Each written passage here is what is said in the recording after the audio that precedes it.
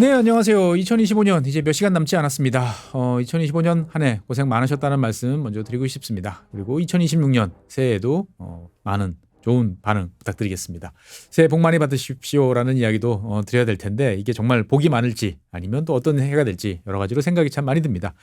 2025년 돌이켜 생각해 보면 올해 한 해는 정말 참 많은 일이 벌어졌다. 그리고 정신없었다라는 말로 정리를 해볼 수 있을 것 같습니다. 이게 다 누구 때문이다? 지금 화면에 보이시는 지금 이 트럼프 대통령, 아메리카 이스 백, 트럼프 이스 백. 본인이 돌아온 건 좋은데 한 사람의 어떤 복귀가 이렇게 전 세계를 뒤흔들어 놓을지는 정말 누구도 예상하지 못했던 것 같습니다. 진짜 파워 정치인이 무엇인지를 보여준 트럼프라는 사람 때문에 울고 웃고 했던 2025년이었던 것 같습니다. 다른 한편으로 보면 트럼프 대통령을 통해서 특히 대한민국의 많은 사람들은 미국이라는 나라 그리고 미국이라는 시장이 가지고 있는 힘을 상당히 많이 또 느낀 한 해가 아니었나라는 생각이 듭니다.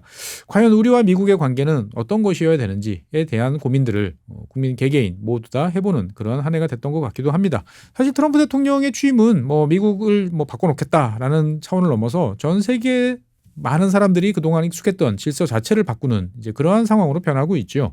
그래서 오랫동안 미국은 잘 아시는 것처럼 제도 기반 질서, 룰 베이스 이런 이야기를 많이 했습니다. 공화당에 있던 민주당이 됐던 어떻든 간에 전 세계적으로 미국이 주도하고 그다음에 미국이 이끌어가지만 남들도 합의한 룰에 기초한 세계 질서를 미국이 잘 관리해온다라는 것이 지난 80년 동안에 우리가 알고 있는 질서였는데 트럼프 대통령은 이 모든 것을 불과 1년도 안 되는 시간 동안에 상당 부분 바꿔놓는데 성공을 했습니다.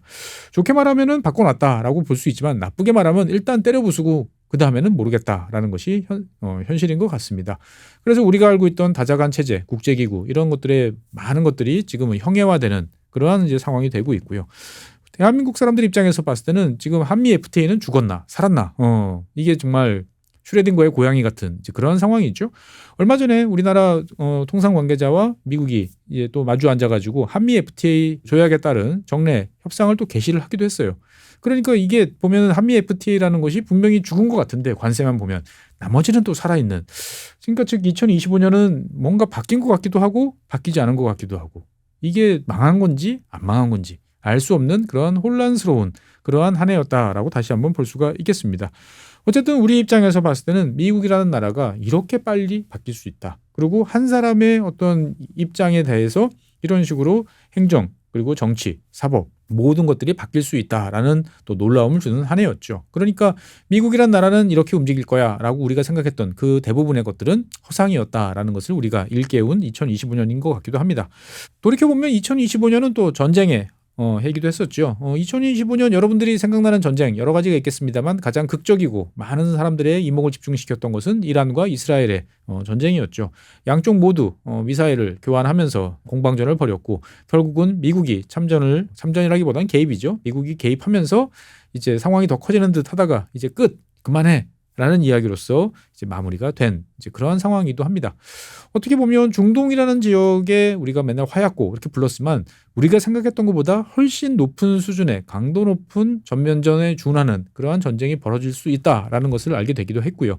다른 한편으로 보면 그럼에도 불구하고 우리가 생각했던 것처럼 많은 사람들이 평범한 사람들이 죽어나가는 또 그러한 전쟁은 아닌 새로운 전쟁의 모델을 보여주구나. 라는 것도 특이한 점이었다라고 저는 생각을 합니다.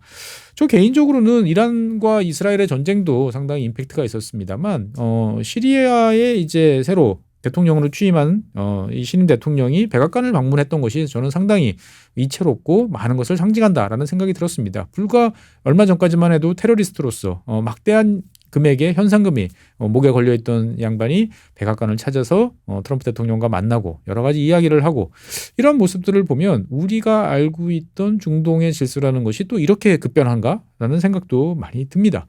어떻게 보면 이란 이스라엘 전쟁 그다음에 시리아 이 모든 것이 다 트럼프라는 한 사람의 여러 가지 판단과 행동에 의해서 많이 움직이면서 미국은 말로는 점점점 중동에서 멀어질 것이다 라고 이야기를 하지만 여전히 중동과 미국은 끈끈하게 연결되어 있다라는 것을 보여준 한 해이기도 합니다.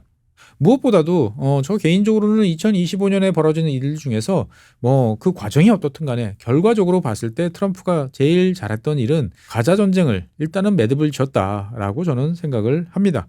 그러니까 윽박 지르고 이제 전쟁 끝난 거야. 알았어? 더 전쟁하면 혼날 줄 알아. 라는 식의 어떤 이러한 방법들이 진짜로 진정한 평화인가? 이것이 앞으로 지속 가능하다고 봐야 되나? 라는 의문이 많이 들었고, 실제로 뭐 평화가 찾아왔다라고 이야기를 했습니다만 그 이후에도 여러 차례 뭐 이스라엘의 폭격이라든지 여기에 따른 또 반발이라든지 이런 것들이 계속 진행이 되고 있습니다만 어떻든 이제 전쟁 끝이라는 상황들이 만들어진 거죠.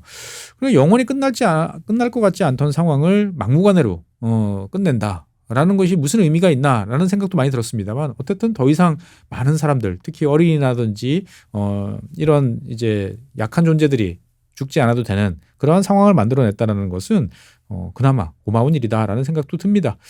결국 트럼프 대통령은 이제 이집트에서 거대한 이제 가자지구 평화와 관련돼 있는 행사를 했고 유럽의 정상들을 병풍으로 세우면서 자신의 또 위상 그리고 자신의 입지 이런 것들을 강화를 시켰습니다. 결국 2025년은 이제 물 건너갔습니다만 2026년에 트럼프 대통령은 다시 한번 노벨 평화상에 도전할 가능성이 더 높아지고 있다라고 저는 이제 생각이 됩니다.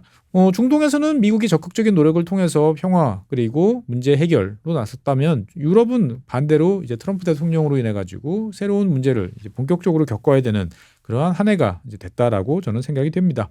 즉 유럽 입장에서 봤을 때는 그동안의 상상 속에서만 존재하던 미국 없는 세상을 이제는 준비해야 되는구나라는 점들을 이제 인식을 하게 되는 거죠. 나토에서 미국이 발을 빼겠다라는 입장. 아직까지는 나토의 일원으로서 나름대로 역할을 하겠다라고 하지만 이제 유럽의 안보 그리고 유럽과 관련되어 있는 이슈에 대해서는 유럽이 주도하고 미국이 선택적으로 도와줄 수 있는 그러한 상황으로 간다라는 거죠. 즉 지금 화면에 보시는 것은 그림이 상징적인 거죠. 그동안에 유럽, 미국을 대서양을 통해서 묶어주던 존재가 나토였는데 이제 미국이 점점 깃발을 뽑아들면서 나토의 미래에 대해서는 여러 가지 의문이 제기되고 있고 그다음에 유럽을 떠받치고 있는 다른 기둥이라고 하는 유럽연합도 이제 앞으로 어떻게 될 것인지에 대한 여러 가지 궁금증이 많이 드는 이제 그러한 상황이 되고 있다라고 볼 수가 있겠습니다. 저 개인적으로는 유럽이 지난 몇 년 사이에 상당히 많이 위축이 되고 여러 가지 혼란스러운 상황을 많이 겪었죠. 그러면서 미국은 뭐 이것이 빚으로 급한 성장을 만들어냈다. 어떻든 여러 가지 비판이 있습니다만 계속적으로 연 4%, 5%의 성장을 하면서 유럽을 저 뒤로 이제 밀어내는데 성공을 했죠. 유럽에서 가장 잘 사는 나라라고 하는 독일이 평균적으로 봤을 때 미국에서 가장 못 사는 주인 미시시피주보다 못한 이제 이런 상황을 과연 유럽연합이 극복할 수 있겠는가가 2026년부터 유럽에 주어진 새로운 숙제가 아닐까 싶습니다. 유럽 입장에서 봤을 때는 2025년은 그동안에 누려왔던 평화가 이제 막을 내리는구나라는 것을 체감했던 한 해인 것 같기도 합니다. 평화라는 것은 어떻든 전쟁의 공포에서 벗어나면 사람들은 군대를 가기 싫어합니다. 그래서 뭐 프랑스, 독일 다 모든 나라들이 1990년대 냉전이 끝나고 난 다음에 단계적으로 이제 징집, 의무병 이런 것들을 다 폐지를 하고 이제 평화의 어떤 시대로 진입을 했는데 이 나라들이 모두 다 이제 아직까지는 뭐 준징집제 정도로 이제 번역을 할 수 있겠습니다만 어쨌든 다시 이제 국민 개병제 입각한 징병제를 부활하는 그러한 한 해이기도 했었습니다. 그래서 프랑스도 독일도 모든 입대 연령의 학년들에 대해서 뭐 신체 검사라든지 여러 가지로 해서 징병 대상임을 선언하고 여러 가지 이제 징병을 할 수 있도록 체제를 만드는 이제 그러한 작업들을 해왔던 것이었죠. 어떻게 보면 이제 그동안에 30년 동안 누려오던 이제 평화 배당금을 토해내야 되는 그러한 상황이 된 거죠. 뭐 탱크도 팔아치우고 그 다음에 전투기도 팔아치우고 하면서 군비를 줄이고 그렇게 줄인 돈을 가지고 더 많은 복지, 더 많은 여러 가지 사업들을 이제 해왔는데 이것이 이제 불가능해지는 상황이 됐던 거죠. 즉 유럽 정치인들 입장에서 봤을 때는 이제 하기 싫지만 해야 되는 그러한 상황이 주어진 거죠. 과연 유럽 국민들이 이것을 납득을 하고 다시 허리띠를 졸라맬 수 있을지 아니면 정치적으로 더한 격변이 이어질지에 대한 여러 가지로 생각이 좀 많이 듭니다. 사실 유럽의 정치는 잘 아시는 것처럼 뭐 여러 번 이야기 드렸습니다만 이제 뭐 극우 또는 급진 우파라고 하는 우리가 과거에 상당히 소수의 대한 세력으로 봤던 이러한 정치 집단들이 이제는 전면으로 나서고 있고 이미 이탈리아 같은 곳에서는 집권을 해서 국가를 운영을 하고 있죠. 유럽을 이끌고 있는 핵심 세력이다라고 그러면 당연히 유럽연합에서는 프랑스와 독일 그리고 영국 이렇게 볼 수 있는데 이 세 나라 모두 다 뭐 극우 또는 급진 우파가 현재 두각을 나타내면서 뭐 2027년, 2028년 정도에는 이제 집권을 할 가능성이 높다라는 이야기도 점점 나오고 있는 거죠. 프랑스에서도 독일에서도 영국에서도 모두가 비슷한 상황이 이제 벌어지고 있습니다. 이러한 세력들이 집권을 위해서 상당히 유연한 모습을 보이면서 유럽이 뭐 나름대로 또 극우와의 뭐 동거 나름대로의 조화 이런 것을 또 이뤄내는 그런 모습을 보여준 2025년이기도 했습니다만 과연 이들이 집권을 할 때쯤 됐을 때 어떠한 모습이 될까를 생각을 해보면 여러 가지로 혼란스러운 상황이 많이 발생할 것 같다라는 생각이 들던 2025년이기도 했습니다. 어쨌든 2025년은 트럼프라는 대통령이 등장을 하면서 전 세계가 그동안 30년 동안 길게 보면 80년 동안 당연하게 생각해왔던 많은 질서를 붕괴시켜왔죠. 그중에서도 저는 가장 한마디로 정리를 해보면 트럼프 대통령은 지난 30년 동안 우리 모두가 노력을 해와서 만들어왔던 세상, 즉 벽을 낮추는 세상을 이제 끝장을 내겠다라고 이야기를 했고 여기에 대해서 많은 사람들이 호응을 하는 그러한 모습을 보면서 이제 정말 세계화는 막을 내리고 있다라는 생각이 듭니다. 잘 아시는 것처럼 세계화라는 것은 단순하게 우리가 다른 나라와 더 많은 교역을 한다 이 정도 규모가 아니었죠. 우리는 1980년대까지 즉 냉전 시기를 돌이켜보면 세 개의 장벽에 둘러싸여 있었습니다. 사람들은 마음대로 다른 나라를 갈 수가 없었습니다. 그렇죠? 갈 수 있는 나라가 제한돼 있었어요. 그다음에 사람들이 만든 물건 역시도 각 국가에 따른 여러 가지 관세 장벽에 의해서 자유롭게 이동할 수가 없었습니다. 돈은 더더욱이나 더 힘든 그러한 존재였죠. 국경이라는 존재 하에서 사람, 물건, 돈 이 세 가지가 갇히고 있던 것이 냉전 이전의 시대였어요. 하지만 베를린 장벽이 붕괴되면서부터 이러한 장벽들을 낮추는 것이 미래를 위해서 그리고 인류를 위해서 좋다라는 생각들이 확산이 되기 시작을 했던 거죠. 그래서 사람이, 물건이 그리고 돈이 자유롭게 흐르는 세상이 더 좋은 세상이라는 생각을 하면서 여기에 대해서 모두가 힘을 합쳐서 세상을 변화시켰다라는 것이 세계화의 핵심인 거죠. 그래서 우리가 잘 아는 WTO 같은 경우도 1995년에 출범을 했고요. 화면 왼쪽에서 보시는 것처럼 전 세계적인 관세 같은 경우에도 2차 세계대전 이후부터 지속적으로 낮아지면서 더더군다나 1990년대 그리고 2000년대 들어오면서는 아주 바닥까지 낮아지는 그러한 상황을 맞이했습니다. 물론 전 세계 모든 국가, 모든 사람들이 이러한 흐름에 대해서 찬성을 했던 것은 아니죠. 즉 세계화라는 것이 갖고 오는 여러 가지 부작용에 대해서도 반대도 있었고 그다음에 여기에 따른 다양한 생각들, 대안 이런 것들이 등장하기도 했었습니다만 기본적으로 방향에 대해서는 동의를 했던 것 같아요. 속도에 대한 여러 가지 생각 차이가 좀 있었던 것 같습니다. 그런데 이제 과연 이런 것들이 앞으로 가능할 것인가라는 생각이 드는 거죠. 전 세계를 어떻게 보면 자유롭게 흐르던 돈이라는 것이 앞으로도 이렇게 흐를 수 있을까라는 생각이 듭니다. 무엇보다도 제일 먼저 세계화가 끝났다라고 보여지는 것은 화면에 보시는 것 같은 이제 철조망이 돌아온 거죠. 과거에 많은 사람들은 얼마 전까지만 해도 세상을 자유롭게 움직일 수 있었습니다. 그래서 어떨 때는 정치적인 난민이 될 수도 있고 어떨 때는 경제적인 이유 때문일 수도 있고 그래서 엄청나게 많은 사람들이 자기가 태어난 곳을 떠나서 다른 곳으로 가서 삶을 꾸려가는 것이 이제는 당연한 것처럼 인식이 되는 시기가 있었어요. 하지만 이제는 그런 것들이 점점 막히고 있는 거죠. 난민은 말할 것도 없고 합법적인 이민조차도 이제 점점 어려워지는 그러한 시대를 지금 우리는 맞이하고 있습니다.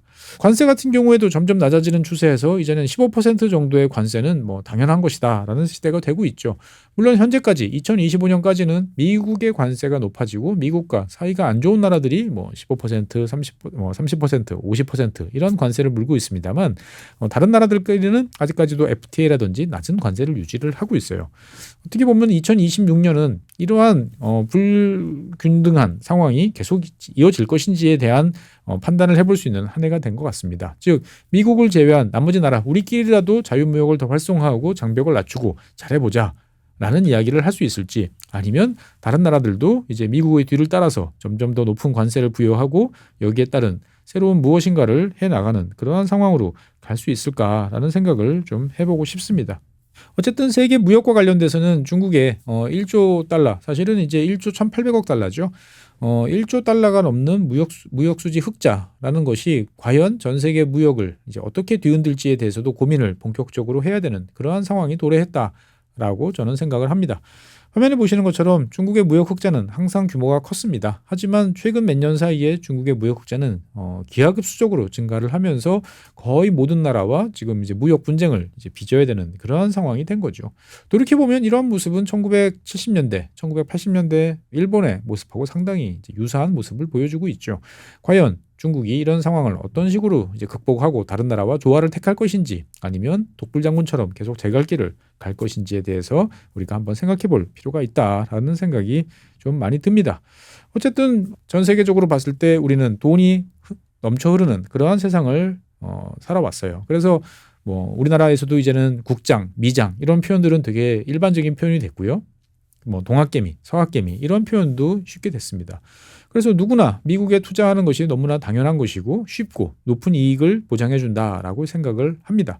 그래서 어떻게 보면 우리가 지금 겪고 있는 1,500원 가까운 환율 같은 경우에도 이러한 자유로운 돈의 흐름이 만들어낸 결과물이겠죠. 근데 저 개인적으로는 과연 이러한 자유로운 돈의 흐름이 앞으로도 가능할 것인가를 생각해 보면 과연 이것이 유지될까라는 궁금증이 좀 듭니다. 왜 그럴까요?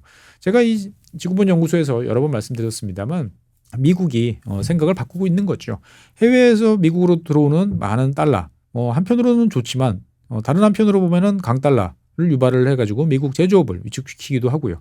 다른 한편으로 보면은 그런 외국의 투자가 미국 기업, 미국 국민들한테 돌아가야 될 배당, 이자 뭐 이런 것들을 해외로 또 빼나가는 그런 창구로서 또 활용이 되고 있는 거죠.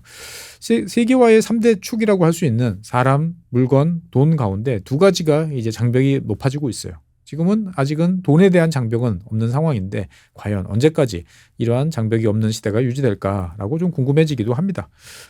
그러면서 2025년은 이제 연초에 시작했을 때 우리가 이제 디커플링 같은 단어들 그리고 이제 미중 무역 분쟁 때문에 격렬한 결별 이런 것들이 발생하지 않을까라고 생각을 했는데 실질적으로는 뭐 그닥 뭐 체감할 만큼의 큰 변화는 별로 없었다라고 또 볼 수가 있겠습니다. 그러니까 바이든 행정부 시절부터 미국은 이제 디커플링이라는 단어를 내세우면서 여러 가지 많은 변화를 꾀해봤는데 결국은 중국이라는 나라를 떨궈 놓고 우리들끼리만 일하는 것이 점점 현실적이지 않다라는 것을 알게 됐던 거죠. 그러니까 중국에서 나와서 뭐 어딘가를 한다 하더라도 동남아, 베트남, 뭐 기타 등등 어느 나라에서 뭔가 물건을 만든다 하더라도 결국은 그거 역시도 이제 중국의 원료, 중국의 원자재, 중국의 원부자재 그리고 심지어 중국산 제품이 와서 표지만 갈아서 다시 미국이나 다른 시장으로 가는 모습들을 우리는 목격을 해왔던 것이었죠. 그러니까 디커플링이라고 해서 우리가 이야기를 하고 차이나 플러스 원이라고 이야기를 했습니다만 결국은 동남아 지역이 이제 중국의 하청 기지화되는 그러한 모습을 우리는 또 목격을 한 해였다라고 이제 볼 수가 있겠습니다. 어떻게 보면 세계화 시대에 만들어졌던 글로벌 밸류 체인이라는 것이 상당히 탄탄하게 자생력을 가지고 있다라는 것을 확인한 한 해였고 시장이 있는 곳에서 물건을 만들어야 된다라고 하는 새로운 원칙이 우리 모두에게 보편적인 것으로 받아들여지기 전까지는 꽤나 많은 시간이 필요하겠구나라는 생각이 듭니다. 어쨌든 우리 입장에서 봤을 때는 2025년 한 해를 여러 가지로 고민하면서 보내왔고 지금까지도 이제 고민을 하고 있죠. 2026년 과연 어떨까라는 생각을 좀 해봅니다. 과거에는 2026년 새로운 한 해를 맞으면 뭐 온갖 이야기에 대해서 전망도 나오고 그다음에 뭐 다보스 포럼이라든지 이런 데서 나오는 이야기가 또 사람들 입에 오르내리기도 하면서 최소한도 한 1분기 정도까지는 그러한 약발이 갔습니다만 지금은 그렇지 않죠. 왜 그럴까요? 세상이 너무나 빨리 변하기 때문에 이제 예상이라는 것이 얼마나 허망하고 무의미한지를 다들 아는 거죠. 하지만 그럼에도 불구하고 사람들은 미래를 예상하고 거기에 맞춰서 뭔가 준비하는 것을 상당히 선호합니다. 그래서 한번 2026년이 어떤 모습일까를 돌이켜보면 일단 첫 번째 키워드로는 휴전인 것 같습니다. 휴전, 우크라이나 전쟁 휴전도 있습니다만 제일 큰 것은 미국과 중국의 휴전이 이제 내년까지는 유지될 것 같다라고 전망을 해볼 수가 있겠죠. 그러니까 지난번 경주 그리고 이제 부산에서 벌어졌던 미중 정상회담을 통해 가지고 양국은 일단 숨고르기에 들어갔습니다. 서로가 카드를 하나씩 주고받고 우리 1년 동안 좀 생각 좀 해보자라고 이야기를 했던 거죠. 그러니까 미국이 중국에 강력한 압박을 걸면서 긴장 수위를 높였습니다만 미국 입장에서 봤을 때는 중국에 대해서 효과적인 카드가 없다라는 것을 인식을 하고 더 높은 압력을 유지하는 것에 대한 부담을 느꼈다라고 평가를 해볼 수가 있겠죠. 반대로 중국 입장에서 봤을 때는 미국이 꺼내들었던 여러 가지 카드들을 효과적으로 방어하고 무력화시키는 데 성공을 했다라고 스스로 생각을 하는 것 같습니다. 그러니까 중국이 몇 년 전부터 추진해오던 자급자족, 그다음에 비축 이런 것들은 상당히 비용 낭비적이고 시대에 착오적이다라는 이야기를 들었습니다만 꼭 그렇지는 않다라는 것을 알 수 있는 그러한 상황이었던 거죠. 그러니까 중국 입장에서 봤을 때는 2026년에도 기존에 자기들이 해오던 노선을 계속 걸어갈 가능성이 높다라고 저는 보여지고요. 무엇보다도 거기에서는 이제 수세적인 비축이라든지 그다음에 자급자족을 더해서 이제는 기술력과 관련되는 그것을 실질 생산력이라고 하던 뭐라고 표현을 할지 모르겠습니다만 더 앞서 나가는 즉 중국 제조 2025를 뛰어넘는 그 다음 단계에 대한 가속도가 더욱 붙을 가능성이 높다라고 볼 수가 있겠습니다. 하지만 뭐 중국과 미국 양쪽 모두 다 서로가 필요한 상황입니다만 서로를 떼어놓을 이제 그러한 상황을 하고 있는 거죠.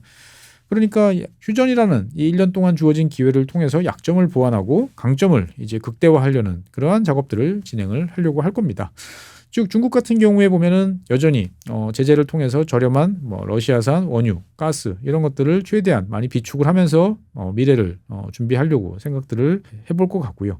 반대로 이제 미국 같은 경우에는 중국의 화면에 보시는 것처럼 중국으로 향하는 뭐 대두 이런 것들이 거의 수출을 못 해가지고 농민들이 이제 큰 피해를 받는데 이 문제를 어떻게 이제 과연 극복을 할 것인지에 대한 고민들이 본격화되는 그런 한 해가 아닐까 싶습니다.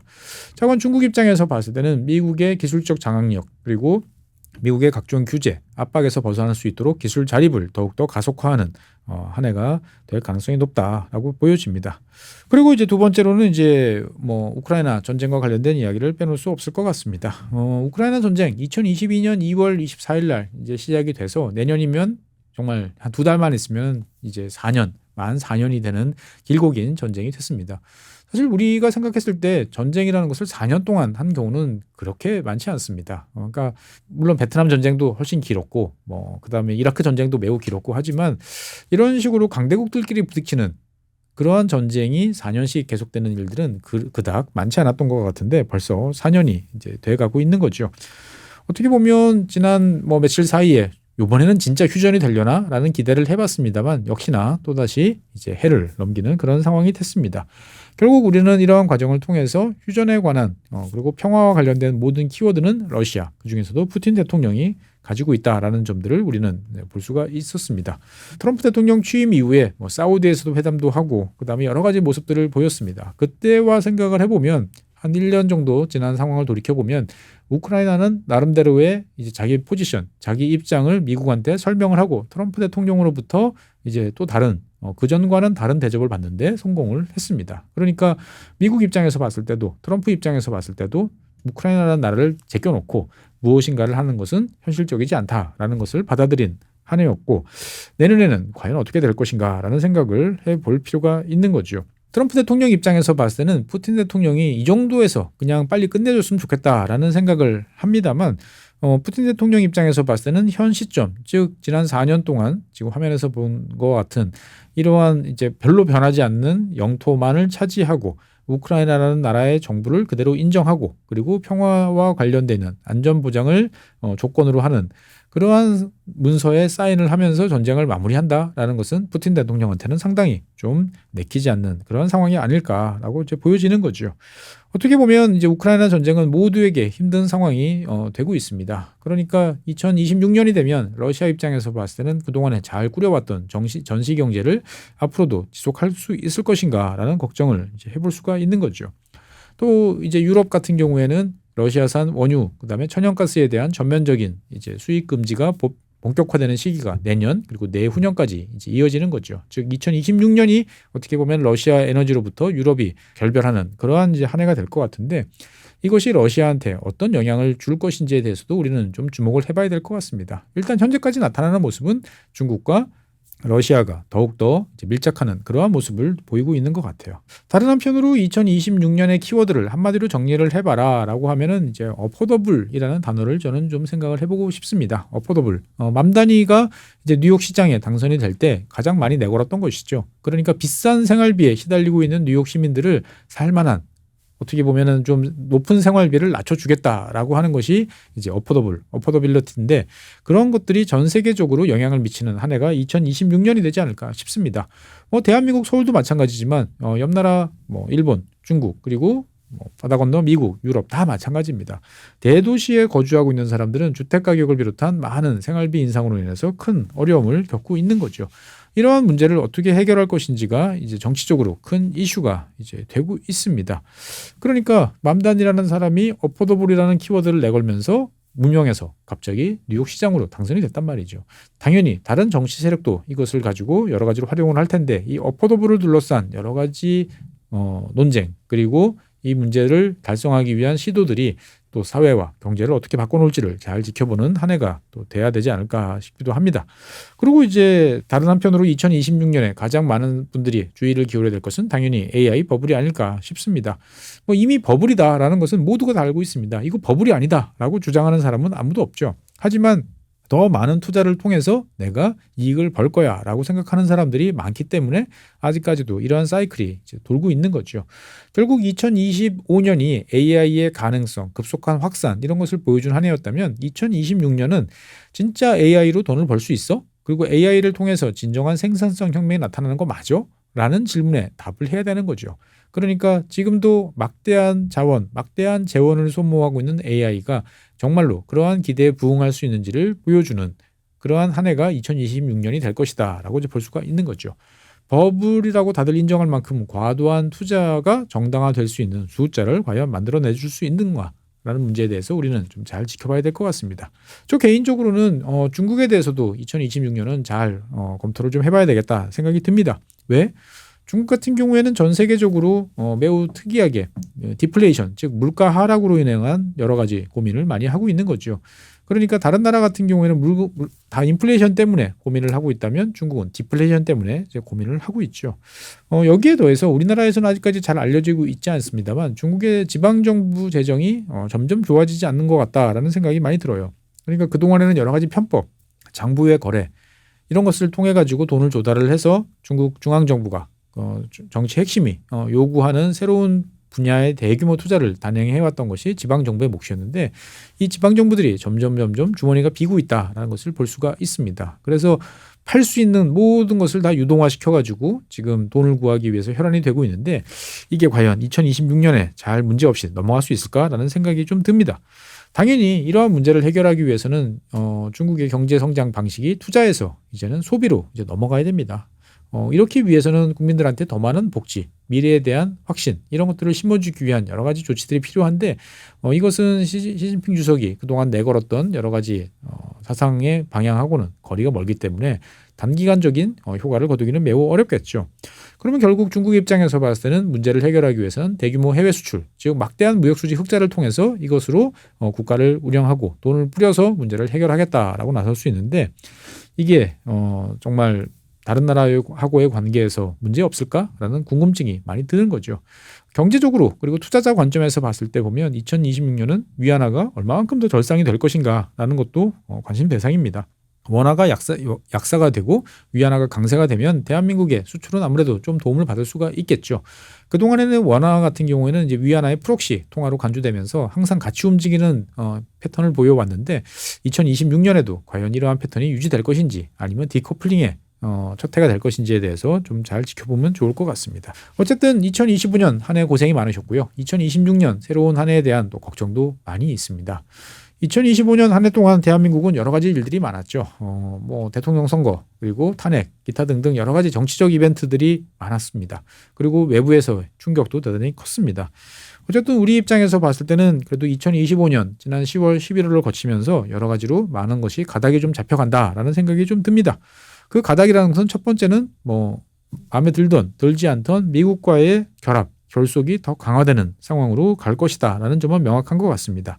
그래서 미국 입장에서 봤을 때도 대한민국이라는 나라는 자국의 안보 그리고 경제 기타 등등과 관련돼서 꼭 필요한 나라라는 인식이 높아지고 있는 것 같죠. 그러니까 어떻게 보면 서로가 서로를 바라보는 눈이 좀 달라지는 한 해가 2025년이었고 2026년은 그러한 새로운 관계가 어떤 식으로 이제 결과물을 만들어내는 모습을 보일지에 대해서 우리는 좀 잘 지켜볼 필요가 있을 것 같습니다. 여러 가지로 많은 산업들이 어렵죠. 석유화학을 비롯한 기존의 산업들이 많이 어려운데 이러한 것들을 어떤 식으로 돌파해 나갈지도 우리한테는 꼭 필요한 것 같습니다. 무엇보다도 이제 2026년부터는 매년 미국에 200억 달러 이상씩을 이제 보내야 됩니다. 이것이 이제 환율부터 시작을 해가지고 여러 가지로 우리나라한테 많은 변화를 만들어낼 것인데 이런 변화들이 긍정적으로 나타날 수 있도록 좀 노력을 해야 될 것 같습니다. 지구본 연구소를 운영하는 입장에서 봤을 때는 대한민국이야말로 이제 한반도에서 벗어나서 조금 더 넓은 세상에서 우리의 존재감 그리고 우리의 파트너들을 어떻게 대할 것인지에 대해서 진지한 고민을 해봐야 되지 않나라는 생각이 듭니다. 일본, 대만, 우리와 가장 가깝고 미국이 하고 싶어하는 AI, 휴머노이드 로봇과 관련된 긴밀한 연관성이 있는 거죠. 즉 우리가 미국과 손을 끊고 뭐 다른 노선을 걷지 않을 거면 결국 미국이 추구하는 방향 속에서 우리의 이익을 그 위에 얹어서 같이 가져가야 되는데 그럴 경우에 이제 일본, 대만이라고 하는 우리 주변에 있는 이 국가들과의 파트너십을 어떤 식으로 꾸려갈 것인지에 대해서 좀 볼 필요가 있을 것 같습니다. 물론 그렇다고 그래가지고 우리가 미국을 함께 하는 거니까 중국은 이제 손절하고 안 할 거야라고 할 수는 없겠죠. 그러니까 중국과의 관계는 또 중국과의 관계대로, 미국과의 관계는 미국과의 관계대로. 그게 어떻게 가능해?라고 물어보시는 분도 계시지만 저는 그것이 불가능하지 않다라고 생각이 되어지는 거죠. 그러니까 미국과 중국과의 관계가 너를 죽이고 내가 다 가지겠어라고 하는 그러한 관계는 아닙니다. 특히나 지난 11월 달에 나왔던 신국방 안보 전략, 미국의 안보 전략을 보면 미국은 중국을 이제 비즈니스 파트너, 사업 대상자, 뭐 좋게 말하면은 파트너지만 나쁘게 말하면은 비즈니스 분야의 경쟁자로서 자리매김을 하는 것 같아요. 우리가 누른다고 그래가지고 쟤를 완전히 무력화시킬 수 없는 그러한 상대로 이제 보는 거죠. 반면 중국 입장에서 봤을 때도 미국이 급격한 변화를 꾀하고 있고 그것이 자기들한테 여러 가지로 큰 영향을 주고 있기 때문에 미국과 같은 배를 타고 있거나 미국 입장에서 봤을 때 긴밀한 파트너인 국가들을 건드려서 굳이 자기한테 얻을 이득이 크지 않다라고 이제 볼 가능성도 있겠는 거죠. 즉 우리 입장에서 봤을 때는 미국과 중국의 서로의 이익에 충족시켜줄 수 있는 여러 가지 카드들을 들고 양쪽과 관계를 형성을 하면서 새로운 시대를 준비해야 되는 것이 2026년의 과제가 아닐까 싶습니다. 어찌됐든 여러 가지 이야기를 많이 해봤습니다만 2025년 한 해는 앞서 말씀드린 것처럼 우리가 알고 있던 세상이 허물어지는 시기라고 저는 생각을 합니다. 그러면 2026년에는 이것을 대체하는 새로운 질서가 만들어질 것인지 아니면 아직까지도 남아있는 기존 질서를 더 허무는 시기가 이어질지에 대해서 여러 가지로 우리가 잘 지켜봐야 되겠죠. 어쨌든 이러한 상황에서 우리가 가져야 될 제일 큰 덕목은 편견이나 과도한 반응, 놀람 이런 거라기보다는 침착함을 유지하면서 여러 가지로 잘 생각해보고 미래를 긍정적인 마인드로 들여다보는 것이 아닐까 싶습니다. 2025년 올 한 해도 여러분들이 보여준 성원에 대단히 감사했고요. 2026년에도 저도 더 좋은 콘텐츠로 여러분들의 성원에 보답하도록 노력하겠습니다. 무엇보다도 건강하고 활기찬 모습으로 2026년 함께 잘 지내셨으면 좋겠습니다. 저도 노력하겠습니다. 감사합니다.